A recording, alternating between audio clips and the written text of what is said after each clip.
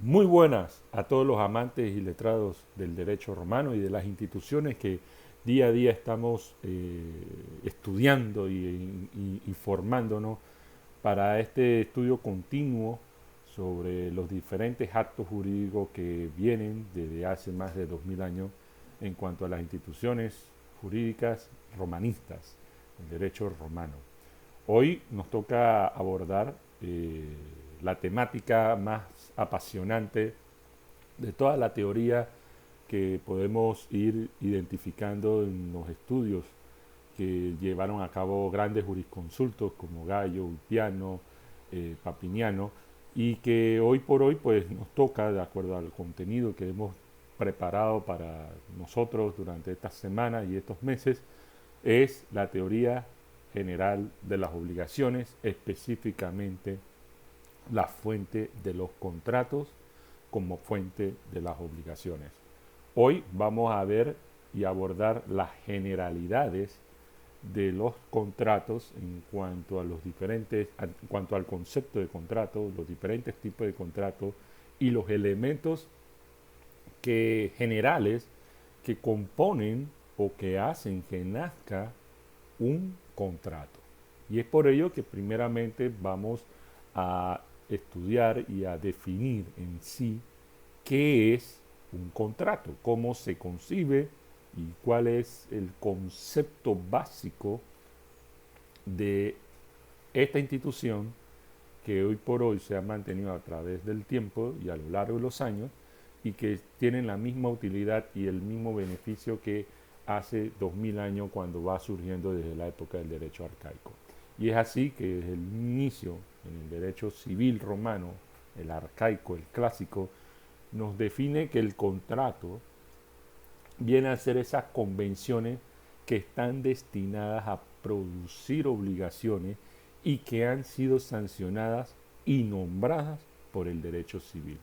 Es así que nace como primeramente en los orígenes de Roma como una institución estrictamente reconocida a los ciudadanos por el derecho civil. Y tanto es así que los contratos en su origen eh, fueron constituyéndose en varias formas que exigían algunas solemnidades y algunas formalidades para su perfeccionamiento. Podemos mencionar que originalmente los contratos vienen de su principal antecedente, que es el nexum. El nexum era precisamente ese acto jurídico en donde una de las partes se obligaba con otra, pero en cuanto a una determinada prestación. Es decir, que el nexum viene a validar o a revestir el surgimiento de una obligación, por ejemplo, una obligación de préstamo de dinero o una obligación de préstamo de uso, se hacía a través del nexum, que consistía fundamentalmente en una juramentación o una obligación en la que el deudor se comprometía con el acreedor a restituir la cosa entregada posteriormente a que hubiese finalizado el uso o el consumo de esta, por ejemplo, en el préstamo de dinero o en el préstamo de uso. Sin embargo, el Nexum tenía algunas implicaciones e inconveniencias, pero que surge al inicio, ¿no? Pero con el tiempo y con la evolución del derecho, eh, presta una inconveniencia que era que el deudor en caso de insolvencia tenía que pagar la deuda consigo mismo, es decir, pagar la deuda a través de la manus injectio, en donde el acreedor tomaba en cuerpo al deudor y podía disponer reduciéndolo a una condición de esclavo o ponerlo en venta para ver quién honraba la deuda que éste tenía con el acreedor. Sin embargo, con el tiempo y con el devenir, el nexum se fue entrando un poco en desuso y evoluciona a lo que fue la llamada esponsio o estipulatio, que fundamentalmente consistía en una promesa en la que a través de una pregunta y una respuesta congruentes entre sí, el deudor resultaba obligado con el acreedor en la cual se revestía el contrato o la obligación o la prestación en sí, que debía consistir en un dar, hacer o no hacer, ya sea a través de una venta, a través de un depósito, de un préstamo de dinero, ¿no? Entonces, esa promesa de dar algo, de entregar algo, se hacía a través de la esponsio o la estipulatio, que le revestía en la solemnidad y en la formalidad a la obligación en sí que iba a surgir. Con el tiempo también la estipulatio y la esponsio va variando y de alguna manera los romanos descubren que hay una forma mucho más práctica y de alguna manera que también revestida de una comprobación o una prueba de la existencia de esa obligación, y es a través de la escritura, el llamado códex. A través de este instrumento del códex, en donde el pater familia, el, el sui juris, anotaba los activos, los créditos a su favor, como también anotaba los pasivos que tenía para con otro acreedor. Y es así, a través del códex se va formalizando la existencia de obligaciones y de prestaciones a través de la escritura. Y era un medio también para demostrar la existencia de créditos y de débitos a favor o en contra de cada uno de los contratantes. Con el tiempo, los contratos ya van adquiriendo su propia definición, su propia autonomía, y es así que vamos a ir a observar que de este origen primitivo, del nexum, de la estipulatio, del códex, vamos a ir observando que ya los contratos van adquiriendo ciertas formas y también se van a ir perfeccionando de acuerdo a alguna de las formas como van surgiendo o los fines para los cuales van surgiendo. Es así que vamos a encontrar una división de los contratos en la que vamos a encontrar que de acuerdo a su formación y al uso de solemnidades o formalidades, habrán contratos que serán verbis o verbales, como es el caso de la esponsio y la estipulatio. Habrá contratos literis o por escrito, como acabamos de mencionar, el códex, que es el antecedente a lo que era la quirógrafa y la síngrafa. También vamos a encontrar contratos reales, contratos consensuales, cuyas formalidades o solemnidades para su perfeccionamiento va a depender de si se tiene que entregar una cosa determinada o si solamente se requiere el consentimiento de las partes. Es así como encontramos entonces contratos reales y los contratos consensuales. También resulta que hay otra división de los contratos, que es los contratos de estricto derecho y los contratos de buena fe. Los contratos de estricto derecho son aquellos que son sancionados por el derecho romano primitivo y otorgaba una acción a favor ya del acreedor, que era la llamada convictio. Y un ejemplo de estos podemos encontrar en el mutuo, en los contratos literi, en la esponsio, en la estipulatio, mientras que en los contratos de buena fe, la ejecución y el cumplimiento de esto va a depender también en gran medida del sentido de equidad existente entre las partes. Así, también vamos a encontrar otro tipo de contratos, como lo son los contratos unilaterales y los contratos bilaterales.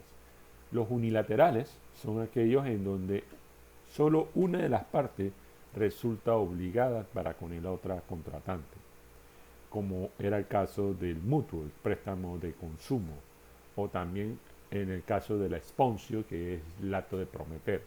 Sin embargo, también vamos a encontrar contratos bilaterales o llamados también sinalagmáticos, en donde al momento en que surge la obligación, resultan obligados las dos partes contratantes. Ejemplo de ello vamos a tener el contrato de sociedad, el contrato también de venta o compraventa y también podemos citar el contrato de depósito.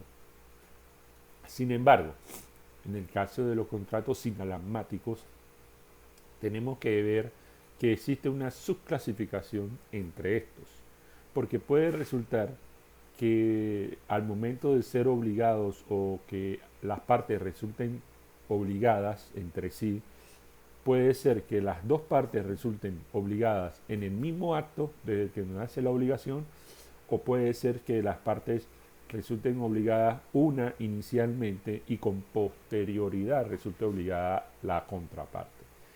Así, teniendo esto claro, resulta que cuando las dos partes en un contrato sinalagmático como la compraventa resulten obligadas en el momento en que nace la obligación, entonces estamos en presencia de un contrato sinalagmático perfecto.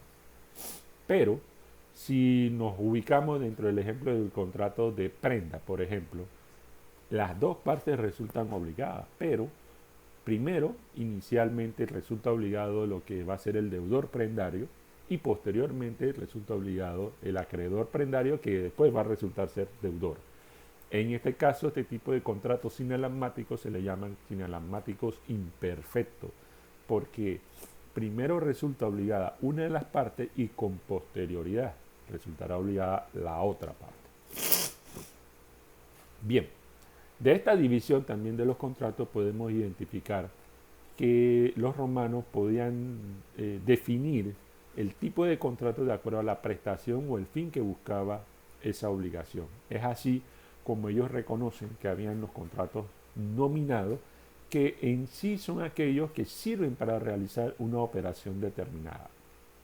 Pero también vamos a encontrar contratos innominados o que no tenían una prestación determinada, una operación determinada y que se perfeccionaban o se revestían a través de la llamada estipulatio o a través de los contratos literi o a través de los contratos nexus.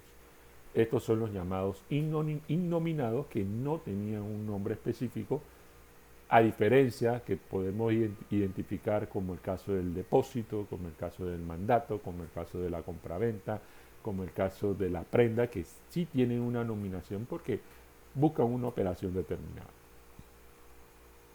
Ahora bien, todos los contratos, para su surgimiento, para que nazcan, tienen que reunir tres requisitos básicos en ellos. 1, el consentimiento. 2, la capacidad. Y 3, el objeto. Veamos cada uno de estos tres elementos de los cuales se reviste el nacimiento de un contrato. Y así, teniendo claro el consentimiento, ¿a qué llamamos consentimiento? Bueno, bien, el consentimiento no es más que el acuerdo de dos o varias personas que se entienden para producir un efecto jurídico determinado y el cual es la base de todo contrato. Debe haber un acuerdo de voluntad. Debe haber un concierto de voluntades y de intenciones entre esas personas, dos o más, para aceptar las condiciones de las obligaciones que han de surgir. Tiene que haber. Ahora bien, cuando hablamos de consentimiento también tenemos que tener presente algo, porque el consentimiento tiene que ser efectivo, tiene que ser un consentimiento real. ¿Por qué? Porque habrá personas que no tienen voluntad. Ustedes dirán, ¿cómo es eso? Hay personas que a pesar de que actúan en su libre albedrío, no pueden manifestar la voluntad. O el derecho no les reconoce que tienen voluntad para poder consentir una obligación. ¿Y cuáles son esos ejemplos? Pues el ejemplo de los locos y de los infantes. Una persona infante no tiene la capacidad ni el juicio para poder ponderar las consecuencias de una obligación. Por ello, los niños los menores de edad, los infantes de 1, 3, 4, 5 años, se les reconoce que no tienen esa voluntad para contratar. Como los locos también, porque los locos no están dentro de su buen juicio ni su buen discernimiento. Sin embargo, también hay una carencia de consentimiento real y efectivo cuando nos encontramos en una situación de presencia del error. Cuando el consentimiento lleva implícito un error. ¿Y cuál es el efecto del error en el consentimiento? Pues resultará que puede ser que si el error no es subsanable o no se puede enmendar, entonces lleva consigo la nulidad del contrato. La nulidad de ese error lleva consigo la nulidad del contrato porque vició de alguna manera el consentimiento o la voluntad de las partes contratantes. Pero veamos qué tipo de errores son los que pueden estar presentes en el consentimiento, es decir, en la voluntad de manifestarse de acuerdo con una obligación. Y es así como que podemos identificar y definir que el error en el consentimiento es único y exclusivo de este elemento del contrato. Es decir, no puede haber error en la capacidad. O eres capaz o no eres capaz. Punto. Pero el error sí puede estar presente en el consentimiento. Y este elemento o este factor puede gravitar en algunos elementos o algunas consideraciones. Puede haber error en la naturaleza del contrato. En la naturaleza del contrato porque por tratarse, por ejemplo, un contrato de depósito en donde se entrega una suma de dinero, uno de los contratantes considera que está entregando la suma de dinero en calidad de contrato de depósito. Sin embargo, el otro contratante puede asumir por confusión, por error, que lo que se está llevando a cabo es un contrato de préstamo de dinero, de mutuo. Entonces, si ambas partes no están concertadas o no coinciden en que cuál de los dos tipos de contrato era el que se estaba llevando a cabo, si el de depósito o el de mutuo, entonces vamos a encontrar que hay un error en la naturaleza del propio contrato. Pero también podemos encontrar que puede haber un error en el objeto del contrato. Cuando, por ejemplo, en un contrato de compraventa, por decir un ejemplo, no se sabe si se está comprando al esclavo Estico o se está vendiendo al esclavo Pánfilo. Hay un error en el objeto del contrato de compraventa. O queremos al esclavo Estico o queremos al esclavo Pánfilo. Ahí, por tratarse de cosas determinadas, entonces tendrán que dilucidar tanto el acreedor o el deudor, llámese comprador o vendedor, cuál es el objeto, o si no hay coincidencia o no hay consentimiento, no hay acuerdo, entonces no puede haber contrato. Otro ejemplo de error es cuando vemos el error en la sustancia del objeto del contrato. Y esto significa que puede haber un engaño sobre las cualidades esenciales que constituyen la naturaleza de la cosa, que definitivamente podría distinguirla de otras cosas de diferentes especies. Por ejemplo, se quiere dar en depósito por consignación por un vinagre, un vino, ¿no? El vino. Y por error en la sustancia del objeto, usted sabe que el vino después se descompone y se vuelve vinagre. Entonces resulta que por error en la sustancia, en vez de entregar el vino, se integró el vinagre. Pero es una cualidad, una alteración en la cualidad del objeto, en las cualidades esenciales, pero que lo distinguen de otra muy diferente. Entonces ese ejemplo del vino con el vinagre, o también el ejemplo del cobre con el oro. Un lingote de cobre, que sabemos que en toda excavación minera, el cobre va aliado con el oro. Se entrega un lingote de cobre pensando que es lingote de oro, entonces hay un error en la sustancia del objeto. Sin embargo, además de los errores que pueden alterar pues, el consentimiento real del contrato, también tenemos que tener presente que a la vez del error puede haber vicios que afecten la voluntad y el consentimiento del contrato. Y cuando hablamos de vicios, queremos apuntar a dos cosas bien cruciales. Por un lado, el dolo, que es la intención positiva de engañar fraudulentamente a una persona y causarle un daño. Y también la violencia, que es una maquinación y una fuerza material o moral sobre una persona para obligarla a que dé su consentimiento. Tanto el dolo como la violencia vician el consentimiento y la voluntad de aquel que debería de manifestarla libremente.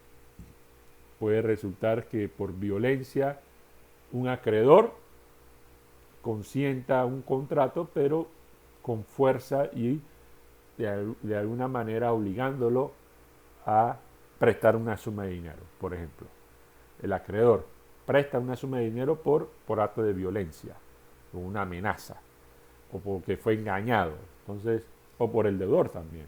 Entonces, veamos puntualmente cada uno de estos elementos. En el caso del dolo, que es un manejo fraudulento empleado para engañar intencionalmente a una persona para que determine su consentimiento en un acto jurídico. Es decir, engaño para recibir a cambio un consentimiento en la realización de un negocio jurídico, un acto jurídico. Sin embargo, el dolo puede ejercerlo una de las partes o lo puede ejercer un tercero.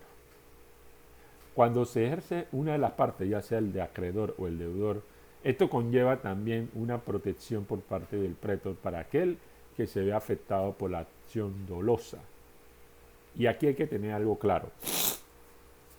Cuando hablamos de que existe el dolo, no necesariamente esto va a implicar una nulidad en el contrato. ¿Por qué? Porque el consentimiento se dio. O sea, el elemento esencial del consentimiento dentro del contrato está presente. Por ende, aun cuando ha sido objeto de dolo o de engaño, la validez y la existencia del contrato se mantiene. Pero ¿qué es lo que han creado? ¿Cuál fue el recurso o la solución que encontraron los romanos para esto? Perdón. Simplemente que en el caso del dolo, que lo ha ejercido una de las partes, vamos a encontrar que si el afectado es el acreedor por el dolo del deudor, entonces podrá invocar una acción de dolo, una actio doli. El acreedor puede presentarse ante el magistrado y demandar o denunciar al deudor a través de una acción de dolo. ¿Sí? Pero para el caso contrario, que cuando resulta el deudor engañado por parte del acreedor en el cumplimiento de la obligación, entonces el deudor tendrá su medio de defensa, que es la exceptio doli o la excepción de dolo. En ambos casos, independientemente de quién resulte, el deudor o el acreedor, con la verdad, en ambos casos también trae consigo la llamada in integrum restitutio, es decir, retrotraer a las condiciones originales y naturales antes de inicio del contrato. Entonces se restablecen las condiciones al tiempo en que surge el contrato para que los deudores ya queden liberados de los compromisos que, ya sea por la acción de dolo o por la exceptio doli, fueron denunciados o fueron demandados. Esto es en el caso cuando el dolo es ejercido por una de las partes. Pero, ¿qué pasa cuando el dolo es ejercido por un tercero? Bueno, en este caso, cuando el dolo o el engaño es ejercido por un tercero que no es ni el acreedor ni el deudor, pero que dicho acto causó semejante engaño, entonces la acción de dolo se ejercita o se ejerce contra el autor del engaño, es decir, contra el tercero. Eso no significa que el contrato queda inválido, pero se actúa contra el tercero que provocó el engaño, que llevó a esto, entonces un vicio pues en el consentimiento.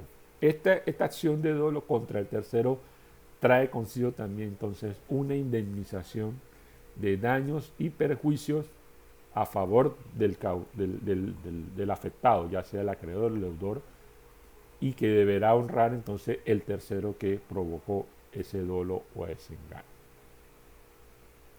Así como existe el dolo, pues también existe la violencia como vicio del consentimiento en el contrato. ¿Y la violencia qué viene a ser?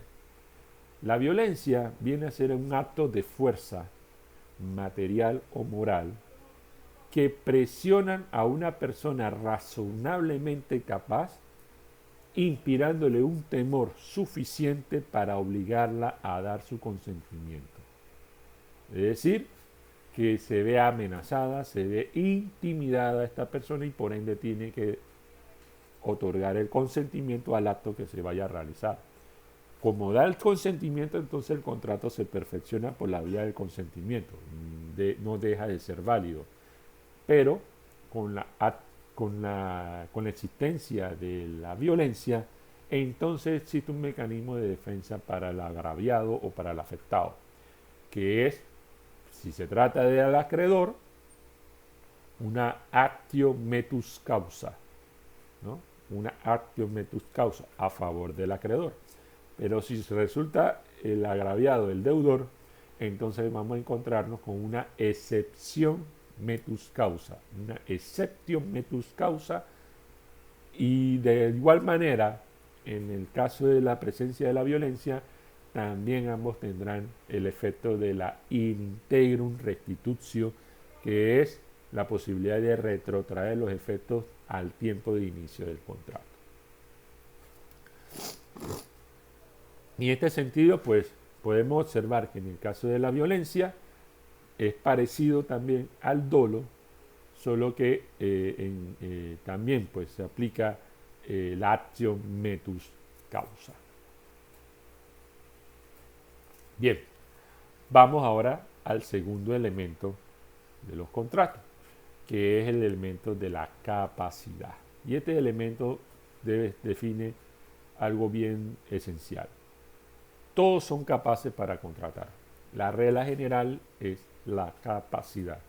Siempre y cuando sea un sui juris y tenga las condiciones y derechos de ciudadanía, tiene la capacidad legal para contratar. Sin embargo, el derecho civil advertía de que a esa capacidad le venía ligado una excepción, que es las causas de incapacidad para contratar. Salvo que el derecho civil te anule tu capacidad para contratar, todos pueden ejercer dicha capacidad. Pero hay causas y hay momentos en donde el derecho civil advertía que por alguna situación no se podía establecer esa capacidad y se caía en ese nivel pues, de incapacidades legales. No olvidemos que los locos y los infantes no tienen voluntad para contratar, por ende no son incapaces, sino que simplemente no pueden contratar. Pero resulta que había personas mayores de edad, con la edad suficiente o por alguna razón, que el derecho ya les advertía su condición de incapaces legales. Y vamos a ver cuáles son. ¿Cuáles son esas incapacidades? Por un lado, la incapacidad dada por la edad. Por el otro, la incapacidad dada por la prodigalidad. Y tercero, la incapacidad dada por el sexo.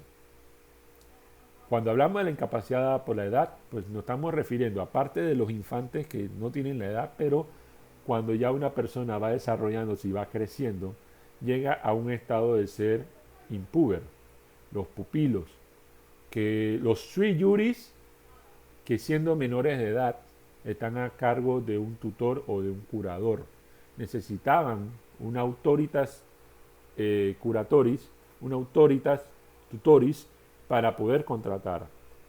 Ahora, por su propia voluntad, los impúberes podían contratar siempre y cuando podían hacerse acreedores del acto jurídico, mas no si resultaban ser deudores. Si resultaban ser deudores, necesitaba del autoritas tutoris o de la aceptación o de la autorización del tutor o del curador, estos impúberes, ¿no? Por la incapacidad de edad que tenían. Solo que esa incapacidad de edad operaba a favor si resultaba en acrecentar su patrimonio, si resultaba ser acreedor. Pero si resultaba ser deudor, ahí necesitaba de la autorización del tutor o del curador. También, en el caso de los menores de 25 años, que pudieran ser sui juris, pero con la limitación de los 25 años todavía estaban en manos de un pater familia. Entonces, el efecto de la edad limitaba el actuar de los hombres, de las personas ciudadanas, que aún con la edad todavía estaba en manos de un sui juris que ejercía los derechos de patria potestad. Otro ejemplo de incapacidad legal era la causa de la prodigalidad. ¿Y qué significa prodigalidad? Ustedes recordarán que hay una canción en la salsa que habla del hijo Juan, ¿no? Juan en la ciudad, que habla precisamente de la parábola de la Biblia que menciona al hijo que le reclama o le pide al padre que le entregue su herencia, el hijo pródigo, la parábola del hijo pródigo. Bueno, de eso se trata la prodigalidad. Disipar y malversar los bienes y el patrimonio, gastarlo de manera desmesurada, que no tiene control de sus propios actos en cuanto a su patrimonio. Entonces, por efecto de la prodigalidad, que se considera una incapacidad, el derecho civil declara nulo los actos de aquel que actúa en prodigalidad.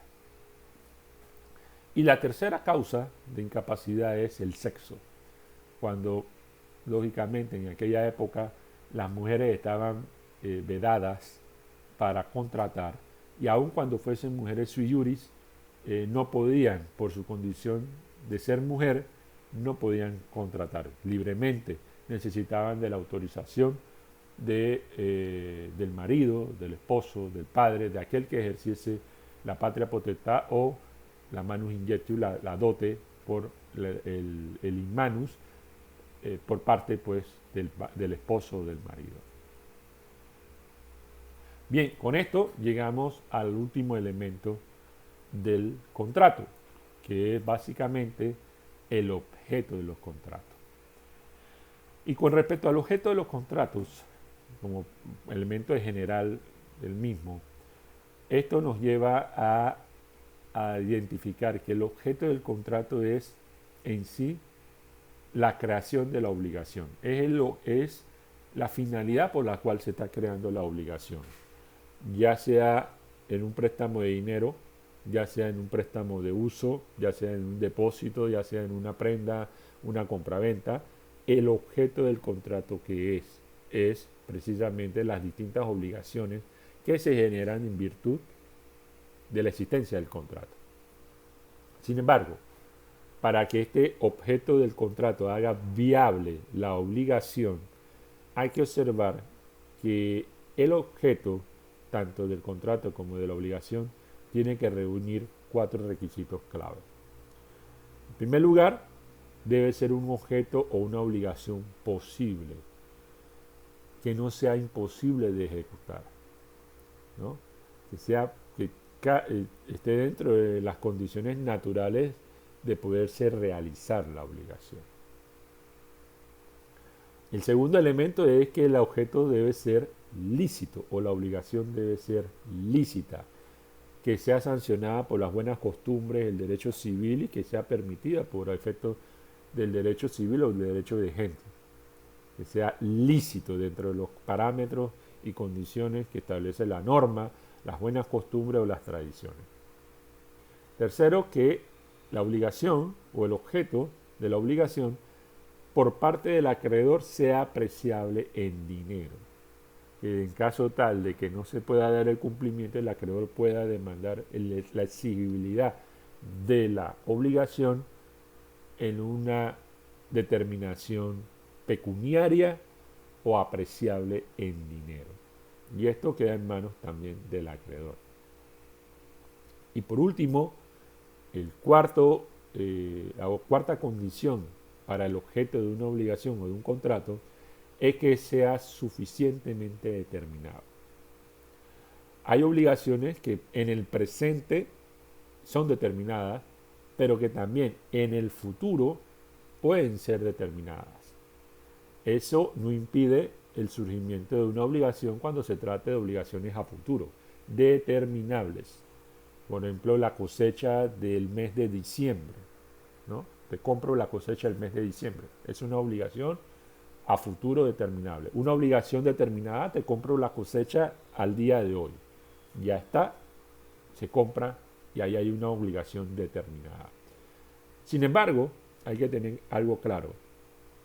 Las obligaciones determinadas también están sometidas a un criterio de individualización de la obligación o de un concepto genérico en cuanto a que el objeto de la obligación puede ser determinada individualmente o puede ser determinada por su género que forma parte de una especie. Por ejemplo, yo puedo hablar de una obligación determinada individualmente cuando hablamos del esclavo Pánfilo. Préstame al esclavo Pánfilo. Esa es una obligación determinada individualmente. Pero cuando hablo de préstame a uno de tus esclavos, estamos hablando de una obligación determinada por el género o especie. Género, los esclavos, cualquiera, uno de los esclavos, cualquiera que sea. Especie, de tus esclavos. De todos tus esclavos, préstame a uno de ellos. Ahí estamos hablando entonces de una obligación determinada por la especie o determinada por el género, ¿no? Y es así como que el tercer elemento de las obligaciones, que viene a ser el objeto, debe reunir estos cuatro requisitos: ser determinada o determinable, ser apreciable en dinero por parte del acreedor, ser un objeto lícito y a la vez ser posible. Con estos elementos vamos a dar por concluida y finalizada esta parte de la teoría de los contratos, que le podrán servir más adelante para hacer sus trabajos, pero con estos conceptos básicos pueden dar un punto de partida a sus investigaciones. Para mí ha sido un placer nuevamente, un poquito de quebranto de salud, pero volver a contactarme con ustedes para este tutorial de las obligaciones. Muchas gracias y nos vemos la próxima semana.